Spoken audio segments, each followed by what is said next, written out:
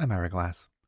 This week on This American Life, Peter Fossil seemed to have it all together. A successful philosophy professor with an impish grin and an easygoing manner. Extraordinarily good-looking, in that way philosophy professors always are. His students liked him. Everybody liked him. But Peter had a secret.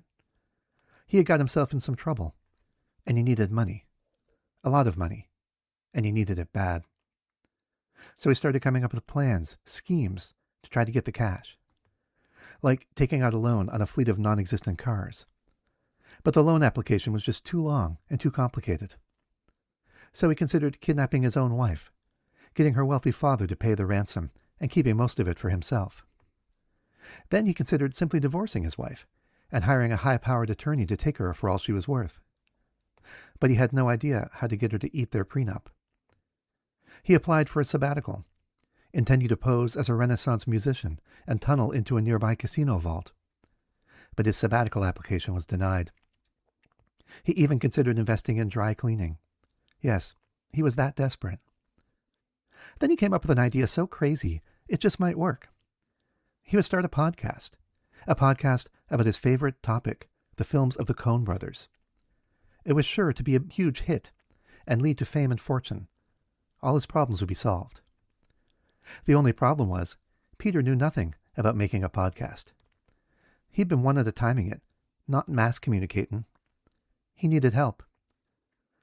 A friend put him in touch with two other guys, these two philosophy professors, as it happened. One, Troy Jollymore, specialized in concocting ethical justifications for unseemly behavior, and was always insisting that they go to Pancake's house. The other was a shady and hot-headed man, known only by an obviously fake alias, Robert Jones. Unfortunately, his friend had only vouched for one of these two guys, and there was trouble from the beginning. Peter got the time of their first meeting wrong, and by the time he finally got there, Troy had peed 3 times already. The bag of money that was supposed to pay for the recording equipment got left in the back of his car, which was stolen out of the parking lot while they were bowling. When they finally recovered the bag, it turned out there was no money in it, just a bunch of tighty-whities. Like, what the fuck? And then Robert blew off one of his fingers while he was trying to set up the microphone. But then, just when it seemed like they were on the verge of failure, something happened that changed everything. A stroke of luck that none of them could have seen coming.